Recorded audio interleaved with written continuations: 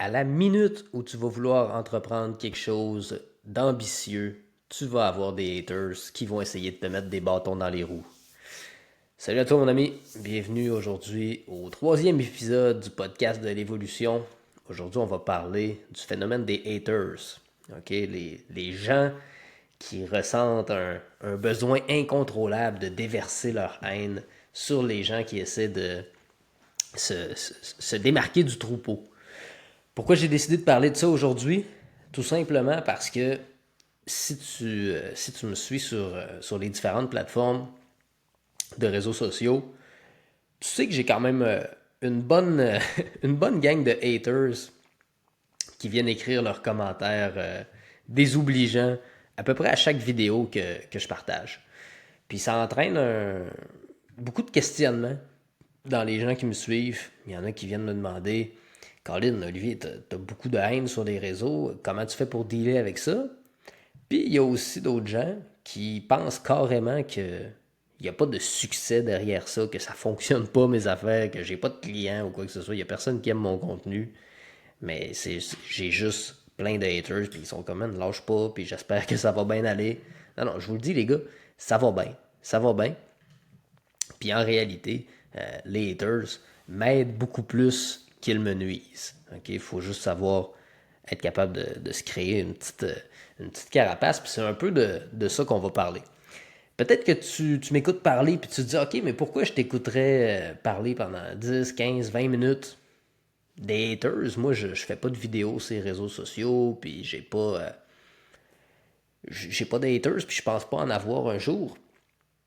Mais juste si tu décides d'entreprendre une perte de poids, quelque chose d'aussi banal que ça, si tu décides de te partir une entreprise, si tu décides de changer de carrière pour avoir un travail qui va être plus satisfaisant pour toi, peu importe, si tu veux accomplir quelque chose d'ambitieux, tu vas avoir des gens qui vont essayer de te mettre des bâtons dans les roues. Puis moi, personnellement, ma première expérience avec les haters, c'est quand j'avais 16-17 ans, au moment où j'ai décidé d'entreprendre ma première perte de poids. OK? Je me rappelle, j'étais très, très, très discipliné dans mon processus. Pour moi, cette perte de poids-là, c'était la priorité absolue. Bien au-delà des moments passés en famille, de partager des repas avec eux. Donc, je me rappelle que il y a eu une année, là, ma mère était allée me porter au gym le soir de Noël pour que j'aille faire mon entraînement comme prévu. Je me rappelle de bien des moments où j'amenais mes propres repas dans des réunions familiales. Je mangeais mon repas. Puis j'ai eu droit à quelques commentaires désobligeants de la part de quelques matantes. La première fois, c'était une de mes matantes j'avais amené mon lunch, justement. Puis elle m'avait dit, ouais, là, c'est bien beau, euh, tu perds du poids, c'est le fun, mais c'est trop intense, tu vas tout arrêter ça, là, puis après ça, tu vas tout reprendre ton poids. Fun fact, on est plusieurs années plus tard, puis j'ai pas repris tout mon poids.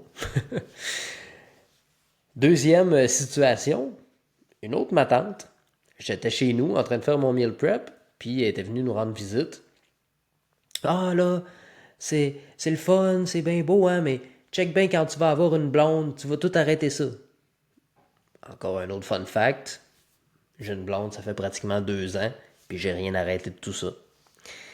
Fait que, tu sais, ces personnes-là, même si c'était pas à chaque jour dans ma section commentaires ou quoi que ce soit, c'était des haters. C'est des personnes qui, en voyant que j'essayais de m'émanciper, de m'améliorer, de faire quelque chose de bon pour moi, essayaient de me rabaisser, de me tirer vers le bas pour que je reste avec eux autres, dans la médiocrité. C'est un peu ça le concept des haters, OK? Puis aujourd'hui, ben des haters, j'en ai énormément. Plus que ce que je peux en compter. À tous les jours, je me réveille. Puis j'ai des commentaires désobligeants à la tonne sous mes vidéos. Tu sais, puis justement, pour répondre à la question, comment je fais pour dealer avec ça, autant de haine comme ça à chaque jour, ça n'a pas toujours été facile. Aujourd'hui, j'ai trouvé mes trucs, puis j'arrive à ne pas me laisser atteindre par ça. Mais ça a définitivement pas été comme ça tout au long de mon parcours sur les réseaux sociaux.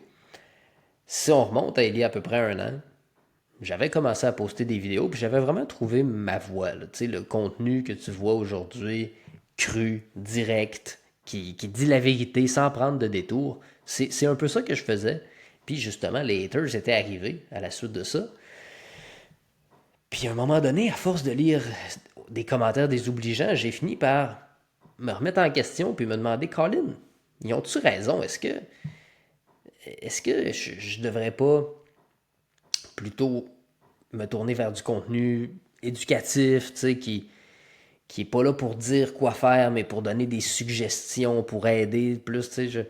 Fait que j'ai écouté mes haters, puis j'ai changé mon contenu. J'ai arrêté de délivrer le message en lequel je croyais pour commencer à faire des vidéos vraiment en mode éducatif, là, un peu comme tout le monde font. Là. J'avais sorti mon tableau blanc, j'écrivais là-dessus, puis là, on parlait de concepts, là, puis c'était des vidéos qui duraient 3 à 5 minutes facilement. Pas que c'était des mauvaises vidéos, mais c'était des vidéos vues et revues, puis je trouvais pas nécessairement d'excitation à faire ces vidéos-là. Parce que justement, il y en a tellement. En quoi ça va aider que moi, je fasse la même affaire que tout le monde versus partager le message auquel je crois qui est, man, si t'es en surpoids aujourd'hui, si t'es en train de. Si t'as des addictions, tu sais, t'es un alcoolique, t'es un fumeur de potes, c'est ta fucking faute. Puis pour changer ça, tout va partir d'une seule et unique décision. Puis cette décision-là, il y a juste toi qui peux la prendre. C'est un peu ça l'essence de mon message. C'est que t'es dans la merde en ce moment, parfait. Fais face à la réalité, rends-toi compte que c'est de ta faute si t'es dans la merde. Puis à partir de là, si t'es tanné d'être dans la merde, prends une décision, puis commence à aligner toutes tes actions avec cette décision-là pour t'en sortir. C'est exactement ça que j'ai fait, qui m'a permis de passer du petit Christ de drogué fumeux de pote qui se saoulait, qui mangeait de la fucking merde à tous les jours, c'est ça qui m'a permis de passer d'un déchet total à qui je suis aujourd'hui finalement. Donc si toi tu veux faire le même parcours, ben, je te partage un peu comment j'ai fait pour y arriver. Donc en espérant que ça puisse t'inspirer. C'est pas mal ça le message que je partage. Puis je comprends que ça puisse en froisser quelques-uns. Ça, je l'entends à 100%. Mais d'un autre côté, ça aide beaucoup de gens aussi. Ça aide beaucoup de gens. Il y a beaucoup de gens qui aiment ça, entendre ce message-là, qui sont prêts à l'entendre. Puis que d'entendre ce message-là, ben justement, c'est le petit élément déclencheur qu'ils avaient besoin pour passer à l'action puis pour changer leur vie. Fait que là, moi, je partageais ça, ce type de message-là.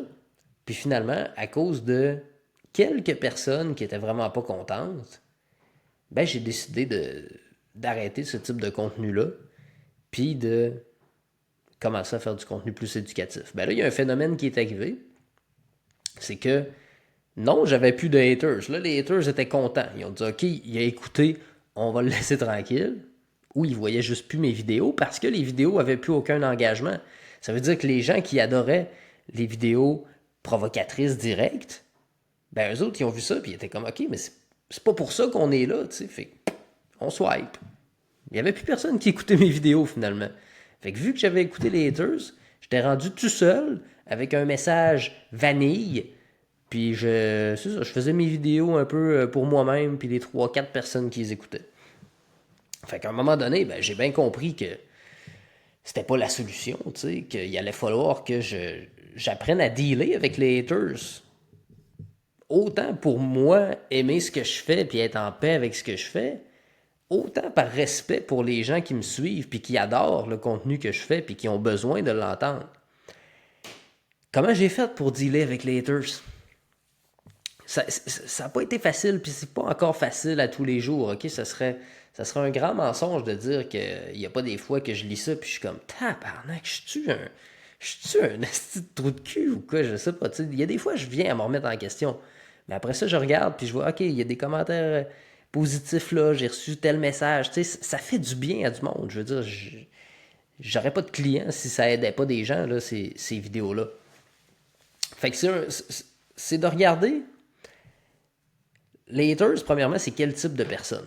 Ok, tu seras jamais critiqué par quelqu'un qui réussit autant ou plus que toi. Tu sais, moi, j'ai deux types de haters sur mes vidéos. Premièrement, le gars qui se reconnaît dans ce que je dis, mais que pour lui, c'est impossible de changer dans sa tête. Là. Sur papier, c'est très possible de changer. Il va écouter mes conseils puis il va réussir à changer. Mais dans sa tête à lui, c'est impossible. Puis j'étais un asti de trou de cul d'y dire comment faire pour changer puis d'essayer de le pousser dans le cul pour faire ça. Fait qu'il y a ce gars-là, le gars qui fume du pot, il boit, il mange de la merde, il entend mes vidéos puis il se dit pour qui tu te prends toi? Ça c'est mon hater numéro un.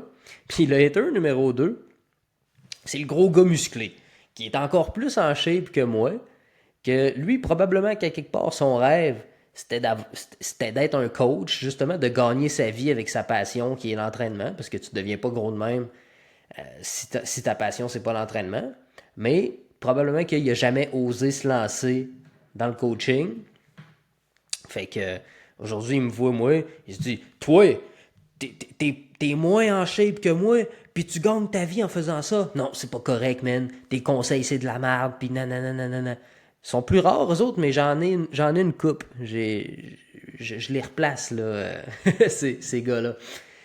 Fait que ça, c'est mes deux types de haters. Il n'y en a pas un là-dedans qui a plus de succès que moi dans la vie. C'est tout le temps du monde qui sont un peu dans leur marde, qui baignent dans leur marde, puis qui essayent de me tirer vers le bas pour que moi aussi je reste dans ma marde avec eux autres.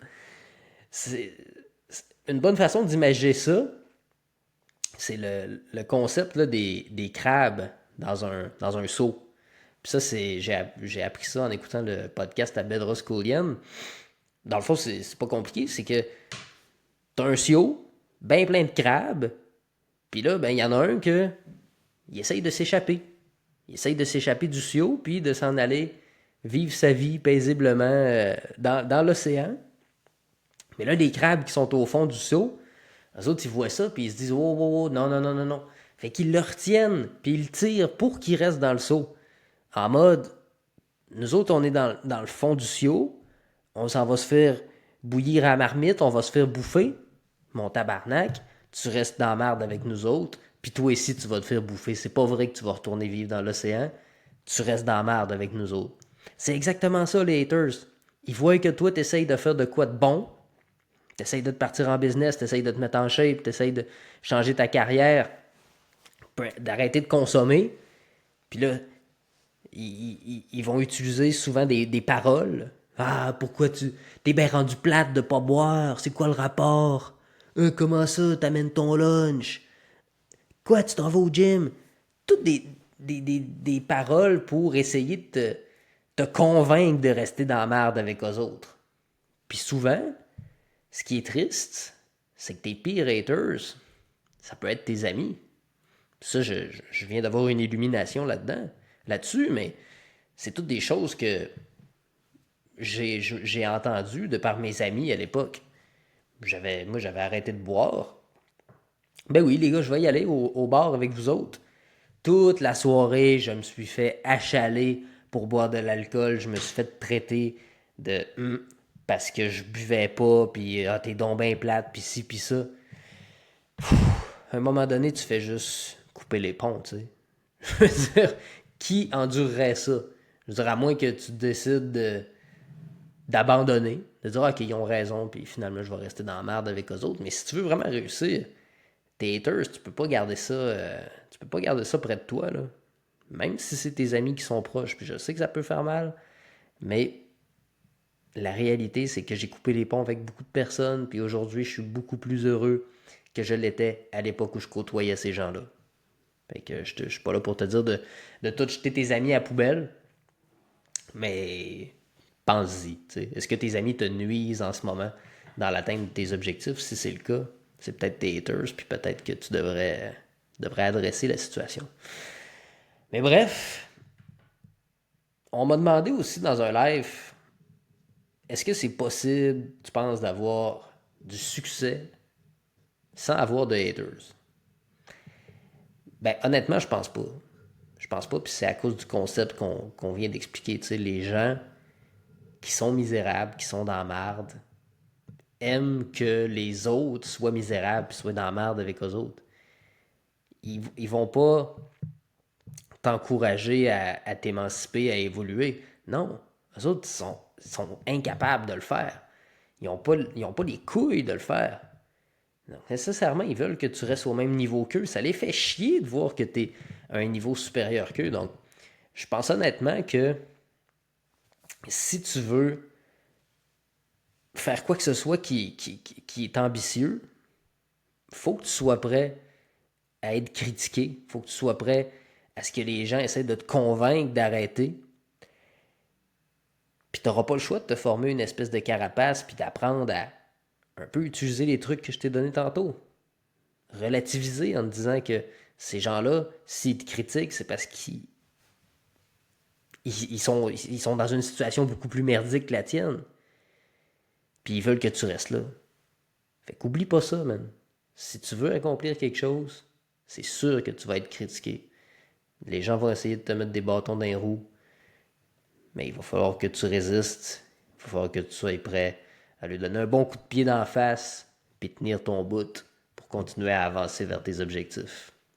Fait que je te laisse là-dessus. J'espère que ça t'aura aidé à y voir un peu plus clair, puis que ça va t'aider aussi à faire face aux différents haters que tu pourrais avoir dans ta vie. Fait que si tu veux me laisser un review sur les différentes plateformes de podcast, laisse un commentaire sur YouTube, t'abonner à la chaîne pour voir les prochains épisodes, ça serait très apprécié. Puis on se parle la prochaine fois. Salut!